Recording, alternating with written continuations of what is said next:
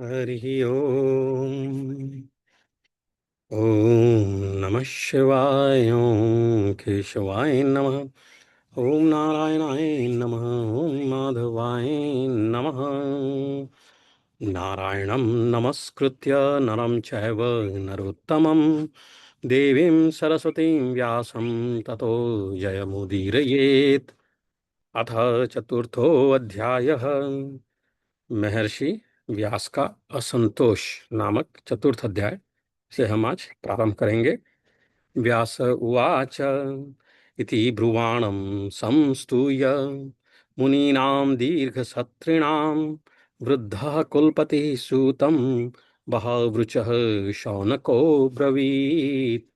शौनक उवाच सूत सूत महाभागवदनो वदतां वर कथां भागवतीं पुण्यां यदाह भगवान् शुकः। कस्मिन् युगे प्रवृत्तेयं स्थाने वा केन हेतुना कुतः संचोदितः कृष्णः कृतवान् संहितां मुनिः। तस्य पुत्रो महायोगी समदृन्निर्विकल्पकः एकान्तमतिरुर्निन्द्रो गूढो मूढ इवेयते। दृष्टवान् यान्तमृषिमात्मजमप्यनग्नं देव्यो हि या परिदधुर्नसूतस्य चित्रम्। दृष्टवान् यान्तमृषिमात्मजप्यनग्नं देव्यो ह्रिया परिधुर्न सूतस्य चित्रं। तद्वीक्ष पृच्छति मुनो जगतोस्तवास्ति श्रीपुंभदानतु सूतस्य विविक्तदृष्टेः। कथमालक्षितः पौरैः सम्प्राप्तः कुरु जाङ्गलान् उन्मुक्तमूकजडावद्विचरणगजसाह्वये। कथं वा पाण्डवे यस्य राजर्षेर्मुनिना सह संवादः सम्भूतात् यत्रैषा सात्वती श्रुतिः। स गोदोहनमात्रं हि गृहेषु गृहमेधिनाम् अवेक्षते महाभाग अवेक्षते महाभागस्तीर्थी कुर्वंस्तदाश्रमम्। अभिमन्युसुतं सूत प्राहुर्भागवतोत्तमम्। तस्य जन्म महाश्चर्यं कर्माणि च गृणीहिनः। स सम्राट् कस्य वा हेतोः पाण्डूनामानवर्धनः। प्रायोपविष्टो गङ्गायामना नृत्याधिराट् श्रियम्। नमन्ति यत्पादनिकेतमात्मनः शिवाय हानिय धनानि शत्रवः। कथं स वीरः श्रियमङ्गदुस्त्यजयाम्। कथं स वीरः श्रियमङ्गदुस्त्यजाम् युवै शतोत्स्रष्टुमहो सहासुभिः। शिवाय लोकस्य भवाय भूतये य उत्तमश्लोकपरायणा जनाः जीवन्ति नात्मार्थमसौ पराश्रयम् मुमोच निर्विद्य कुतः कलेवरम्। तत्सर्वं नः समाचक्ष्व पृष्ठो यदीह किञ्चन मन्ये त्वां विषये वाचां स्नातमन्यत्र छान्दसा। सूत उवाच द्वापरे समनुप्राप्ते तृतीये युगपर्यये जाता परशरा द्योगी वासव्यां कलया हरेः। स कदाचित् सरस्वत्या उपस्पृश्य जलं शुचि विविक्तदेश आसीन उदिते रविमण्डले। परावरज्ञः स ऋषिः कालेनाव्यक्तरंहसा युगधर्मव्यतिकरं प्राप्तं भुवि युगे युगे। भौतिकानां च भावानां शक्तिह्रासं च तत्कृतम् अश्रद्ध धानान्निःसक्त्वानु दुर्मेधान्यसितायुषः। भौतिकानां च भावानां शक्तिह्रासं च तत्कृतम् अश्रद्धानान्नः सक्त्वान् दुर्मेधान् रासितायुषः दुर्भागांश्च जनान् वीक्ष्य मुनिर्दिव्येन चक्षुषा सर्ववर्णाश्रमाणाम् यद्यग्ध्यो हितममोधधृक्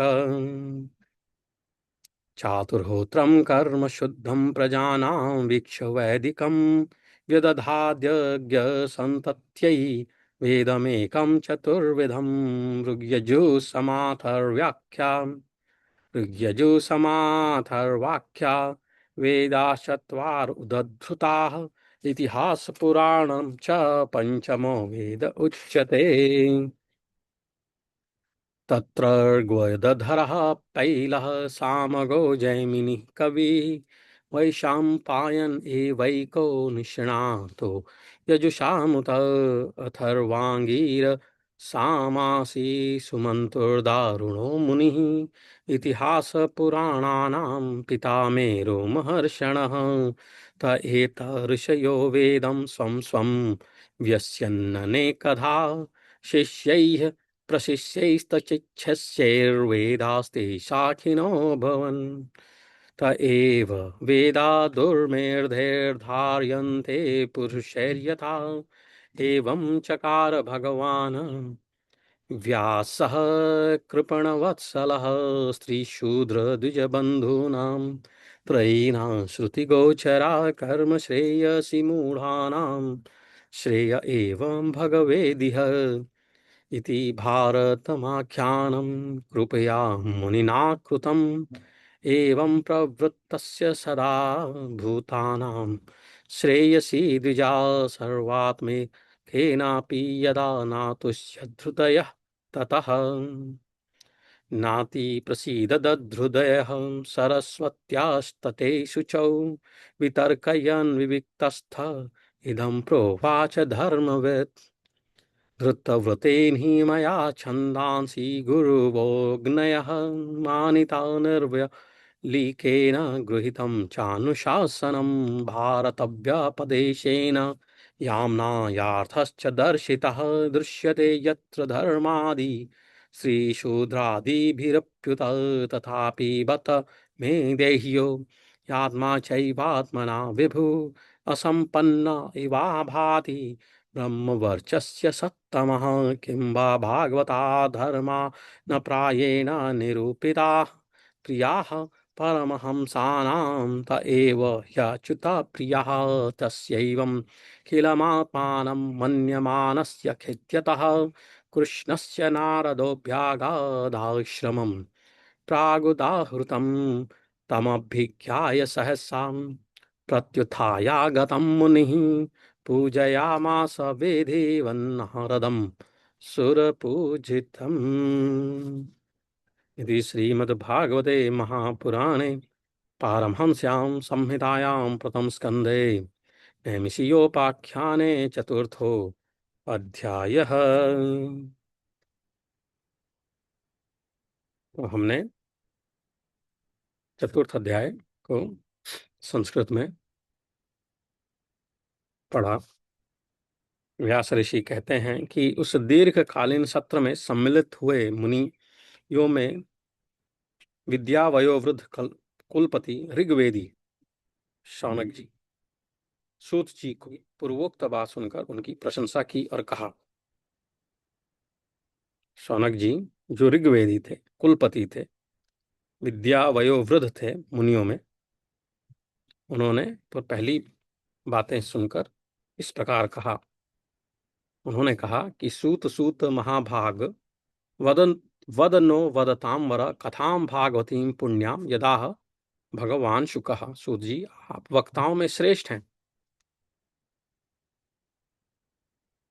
तथा बड़े भाग्यशाली हैं। जो कथा भगवान श्री शुकदेव जी ने कही थी वह भगवान की पुण्यमयी कथा कृपा करके आप हमें सुनाइए। कस्मिन् युगे प्रवर्तयेम स्थाने वाकेन हेतुना कुतः संचोदिता कृष्णः कृतवान संहितां मुनि। वह कथा किस युग में, किस स्थान पर और किस कारण से हुई थी? मुनिवर, श्री कृष्ण द्वैपायन ने किसकी प्रेरणा से इस परम हंसों की संहिता का निर्माण किया था? उता संचोदिता कृष्णा कृतवान संहिताम मुनि। उनके पुत्र शुकदेव जी बड़े योगी, समदर्शी, भेदभाव रहित, संसार निद्रा से जगे एवं निरंतर एकमात्र परमात्मा में ही स्थिर रहते थे। वे छिपे रहने के कारण मूढ़ से प्रतीत होते हैं। तस्य पुत्रो महायोगी सम द्रुंग निर्विकल्पकः एकांतमति रुनिन्द्रो गूढ़ो मूढ़ इवेयते। व्यास जी जब सन्यास के लिए वन की ओर जाते हुए अपने पुत्र का पीछा कर रहे थे, उस समय जल में स्नान करने वाली स्त्रियों ने नंगे शुकदेव को देखकर तो वस्त्र धारण नहीं किया, परंतु वस्त्र पहने हुए व्यास जी को देखकर लज्जा से कपड़े पहन लिए थे।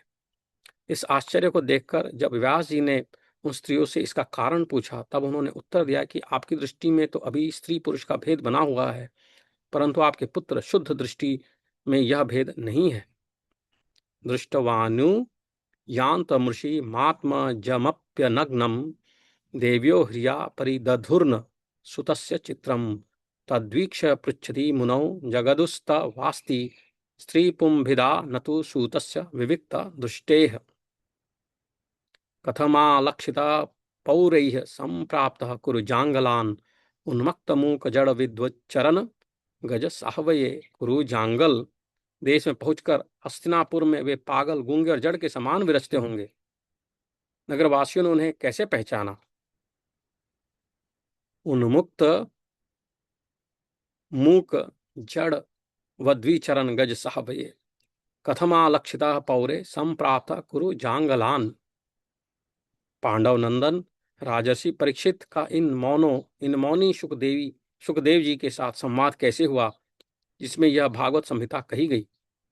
कथम वा पांडवेयस्य राजर्षेर मुनिना सह संवाद संभूतात यत्रैषा सात्वती श्रुति। महाभाग श्री सुखदेव जी तो गृहस्थों के घरों को तीर्थ स्वरूप बना देने के लिए उतनी ही देर उनके दरवाजे रहते जितनी देर में गाय दुही जाती है। सा गोदोहन मात्रम ही गृहेषु गृह मेधिनाम अवेक्षते महाभागः तीर्थी कुर्वंस्तदाश्रमम्। सूत जी, हमने सुना है कि अभिमन्यु नंदन परीक्षित भगवान के बड़े प्रेमी भक्त थे। उनके अत्यंत आश्चर्यमय जन्म और कर्मों का भी वर्णन कीजिए।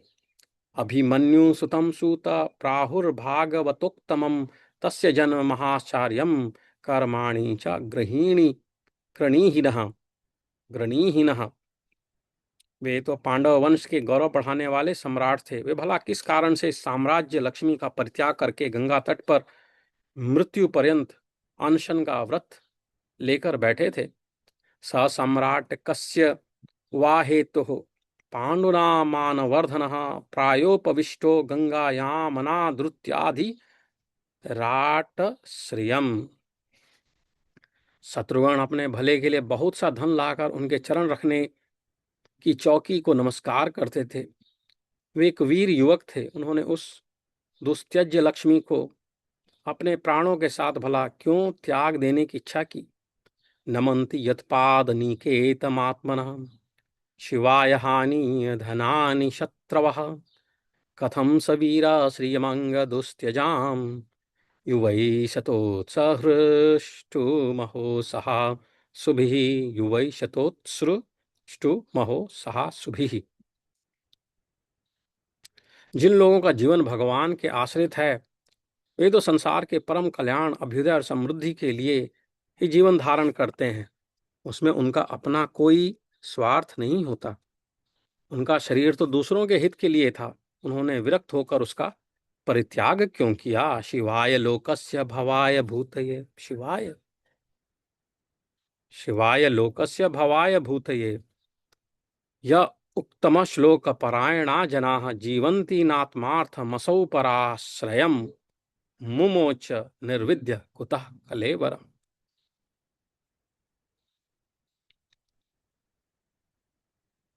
वेदवाणी को छोड़कर अन्य समस्त शास्त्रों के आप पारदर्शी विद्वान हैं सूत जी। इसलिए इस समय जो कुछ हमने आपसे पूछा है वह सब कृपा करके हमें कहिए। तत्सर्वम नः समाचक्ष्व पृष्टो यदि किंचन मन्ये त्वाम विषये वाचाम स्नातमन्यत्र छांदसात्।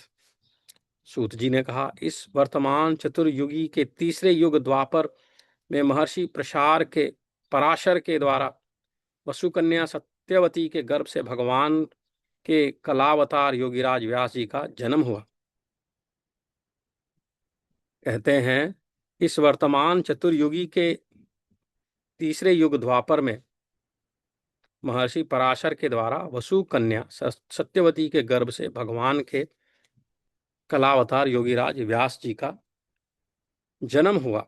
द्वापरे समनु प्राप्ते तृतीय युग पर्यये जाता पराशराद्योगी वासव्याम कलया हरेह। एक दिन वे सूर्योदय के समय सरस्वती के पवित्र जल में स्नान आदि करके एकांत पवित्र स्थान पर बैठे हुए थे।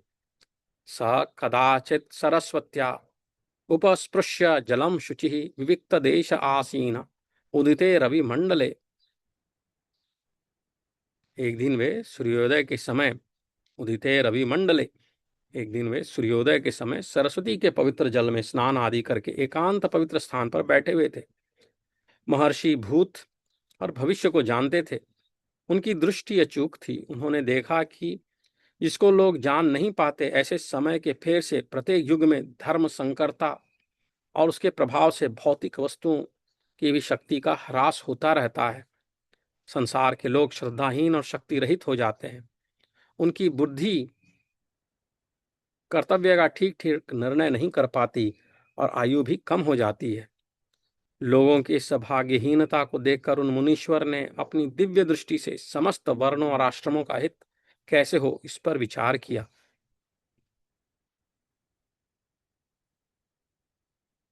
परावरज्ञ स ऋषि काले नाव्यक्त रमहसा युग धर्मा व्यतिकरम प्राप्तम भुवि युगे युगे भौतिकानां च भावानां शक्तिह्रासं च तत्कृतम् अश्रद्धानाग्निः सक्त्वान् दुर्मेधान् रसितायुषः दुर्भागांश्च जनान् वीक्ष्य मुनिर्दिव्येन चक्षुषा सर्ववर्णाश्रामणां यदध्यौ हितं मोघ दृक। उन्होंने सोचा कि वेदोक्त चातुर्होत्र कर्म लोगों का हृदय शुद्ध करने वाला है। होता, अध्वर्यु, उद्गाता और ब्रह्मा, ये चार होता हैं। इनके द्वारा संपादित होने वाले अग्निष्टोम आदि यज्ञ को चातुर्होत्र कहते हैं। होता, अध्वर्यु, उद्गाता और ब्रह्मा, ये चार होता हैं। इनके द्वारा जो अग्निहोष्टाद होम आदि संपादित होता है उसको चातुर्होत्र कहते हैं। तो उन्होंने सोचा कि वेदोक्त चातुर्होत्र कर्म लोगों का हृदय शुद्ध करने वाला है। इस दृष्टि से यज्ञों का विस्तार करने के लिए उन्होंने एक ही वेद के चार विभाग कर दिए। व्यास जी के द्वारा ऋक, यजु, साम और अथर्व, इन चार वेदों का पृथक्करण हुआ, पृथक्करण हुआ, उनको अलग अलग किया गया। इतिहास और पुराणों को पांचवा वेद कहा जाता है।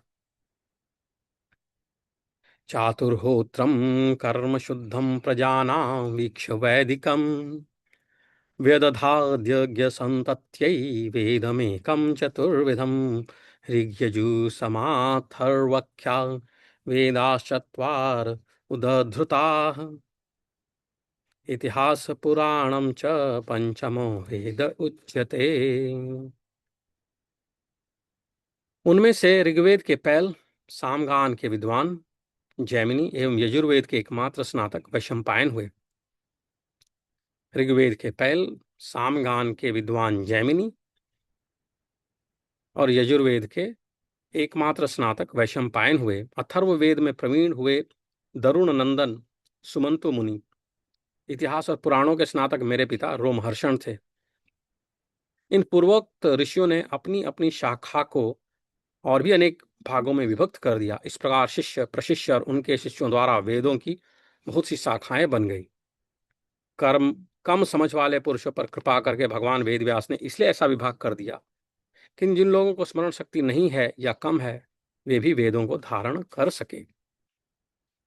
तत्ऋग्वेदधरः तत्ऋग्वेदधरः पैलः सामगो जैमिनिः कविः वैशंपायन इवैको निष्णातो यजुषामुत अथर्वांगी गरसामासि सुमन्तुर्दारुणो मुनिः इतिहास पुराणानां पिता मे रोमहर्षणः।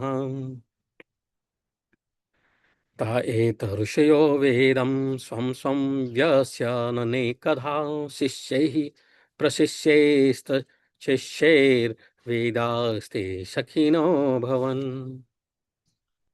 त एव वेदा दुर्मेधैर्धार्यन्ते पुरुषैर्यथा एवं चकार भगवान् व्यास कृपणवत्सलः। कृपणवत्सलः। स्त्री, शूद्र और पतित द्विजाति तीनों ही वेद श्रवण के अधिकारी नहीं हैं, इसलिए वे कल्याणकारी शास्त्रोक्त कामों के आचरण में भूल कर बैठते हैं। कर्मों के आचरण में भूल कर बैठते हैं। अब इसके द्वारा उनका भी कल्याण हो जाए, यह सोचकर महामुनि व्यास जी ने बड़ी कृपा करके महाभारत इतिहास की रचना की। स्त्री, शूद्र और पतित द्विजाति तीनों ही वेद श्रवण के अधिकारी नहीं हैं, इसलिए वे कल्याणकारी शास्त्रोक्त कर्मों के आचरण में भूल कर बैठते हैं। अब इसके द्वारा उनका भी कल्याण हो जाए, यह सोचकर महामुनि व्यास जी ने बड़ी कृपा करके महाभारत इतिहास की रचना की। स्त्री शूद्र द्विज बंधूनाम, स्त्री शूद्र द्विज बंधूनाम त्रयीना श्रुति गोचरा, स्त्री शूद्र द्विज बंधूनाम त्रयीना श्रुति गोचरा, कर्म श्रेयसि मूढ़ानां श्रेय एवं भवेदिह इति भारतमाख्यानं कृपया मुनिना कृतम्। शौनक आदि ऋषियों, यद्यपि व्यास जी इस प्रकार अपनी पूरी शक्ति से सदा सर्वदा प्राणियों के कल्याण में ही लगे रहे, तथापि उनके हृदय को संतोष नहीं हुआ। एवं प्रवृत्तस्य सदा भूतानां श्रेयसी द्विजाः सर्वात्म केनापि यदा नातुष्य दधृदयं ततः, उनका मन कुछ खिन्न सा हो गया। सरस्वती नदी के पवित्र तट पर एकांत में बैठकर धर्म वेत्ता व्यास जी मन ही मन विचार करके इस प्रकार कहने लगे। नाति प्रसीद दधृदयः सरस्वत्यास्तटेषु च विकर्तयन् विविक्तस्थ इदं प्रोवाच धर्मवेत्। क्या सोचे, मैंने निष्कपट भाव से ब्रह्मचर्य आदि व्रतों का पालन करते हुए वेद, गुरुजन, अग्नियों का सम्मान किया है और उनकी आज्ञा का पालन किया है। महाभारत की रचना के बहाने मैंने वेद के अर्थ को खोल दिया है, जिससे स्त्री, शूद्र आदि भी अपने अपने धर्म कर्म का ज्ञान प्राप्त कर लेते हैं। यद्यपि मैं ब्रह्म तेज से संपन्न एवं समर्थ हूँ, तथापि मेरा हृदय कुछ अपूर्ण काम सा जान पड़ता है। अवश्य ही अब तक मैंने भगवान को प्राप्त करने वाले धर्म का प्रायः निरूपण नहीं किया है। वही धर्म परमहंस को प्रिय है और वही भगवान को भी प्रिय है। पूर्ण हो मेरी अपूर्णता का यही कारण है।